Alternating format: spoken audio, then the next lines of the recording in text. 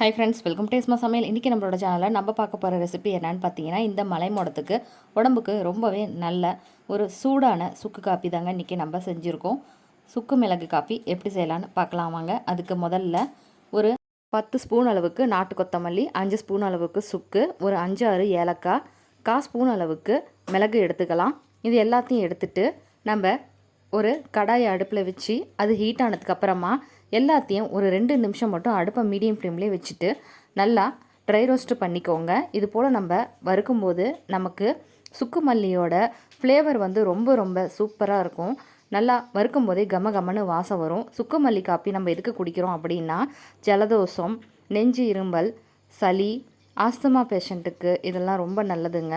ஜீரணம், வயிறு உப்புசம் எல்லாத்துக்குமே ரொம்ப நல்லது.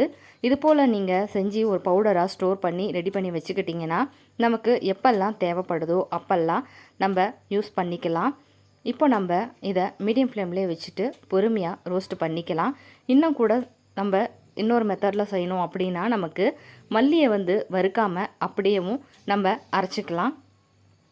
நான் இன்றைக்கி மல்லியை கொஞ்சமாக வறுத்துட்டு தான் பவுடராக்க போகிறேன். இப்போ எல்லாத்தையும் நல்லா மென்மையாக வறுத்து எடுத்து வச்சுக்கலாம். இந்த அளவுக்கு நல்லா கலர் மாறாதபடிக்கு நம்ம ரோஸ்ட் பண்ணி எடுத்து வச்சுக்கலாம். இது ஒரு பேனில் அப்படியே இருக்கட்டும். இது நல்லா ஃபைனாக சில்லுன்னு ஆறுற வரைக்கும் நம்ம வெயிட் பண்ணலாம். நல்லா ஆறுனதுக்கு அப்புறமா மிக்ஸி ஜாரில் போட்டு அரைச்சி எடுத்துகிட்டு வந்துடலாம். இப்போ நம்ம இந்த அளவுக்கு நல்லா அரைச்சி எடுத்துகிட்டு வந்திருக்கோம். இது நல்லா அரைப்பட்டுட்டு நமக்கு கமகமன்னு சுக்கு மல்லி பவுடர் வந்து ரொம்ப சூப்பராக ரெடி ஆகிடுச்சு. இதுக்கப்புறமா நம்ம இதை வச்சு எப்படி வரக்காப்பி போடலாங்கிறத பார்த்துடலாம். அதுக்கு முதல்ல ஒரு பாத்திரம் எடுத்து வச்சுக்கோங்க. அதில் இன்றைக்கி பார்த்திங்கன்னா ஒரு 2 பேத்துக்கு செய்யக்கூடிய அளவில் செஞ்சுருக்கேன். அதாவது 2.5 டம்ளர் அளவுக்கு தண்ணி ஊற்றிட்டு 2 ஸ்பூன் அளவுக்கு சுக்கு மல்லி பவுடர் வந்து நம்ம இதில் சேர்த்துக்கலாம். ஃபஸ்ட்டு இது கொஞ்சம் பொங்கி வர மாதிரி தான் இருக்கும். ஆனால் நம்ம கரண்டி வச்சு கிண்டி விட்டுட்டு மீடியம் ஃப்ளேம்லேயே அடுப்பை வச்சிடலாம். அதுக்கப்புறமா இது பொங்காது, நல்லா கொதிய ஆரம்பிச்சிரும். இப்போ நான் கலக்கி காட்டுறேன் பாருங்கள். இப்போது 2 கலக்கு கலக்கின உடனே நமக்கு நுரையெல்லாம் அடங்கிடுச்சு. இது இப்போது நல்லா கொதியவும் ஆரம்பிச்சிருச்சு. இதுக்கப்புறமா நமக்கு பொங்கி வராது. அடுப்பை மீடியம் ஃப்ளேம்லேயே வச்சுட்டு இந்த தண்ணி வந்து நமக்கு ஒரு 1.5 டம்ளர் வர வரைக்கும் கொதிய விட்டுக்கலாம். மீதம் இருக்க பவுடரை நான் இது போல் பாக்ஸில் ஸ்டோர் பண்ணி எடுத்து வச்சுருக்கேங்க. இப்போ நமக்கு நல்லா 1.5 டம்ளர் அளவுக்கு கொதி வந்துருச்சு.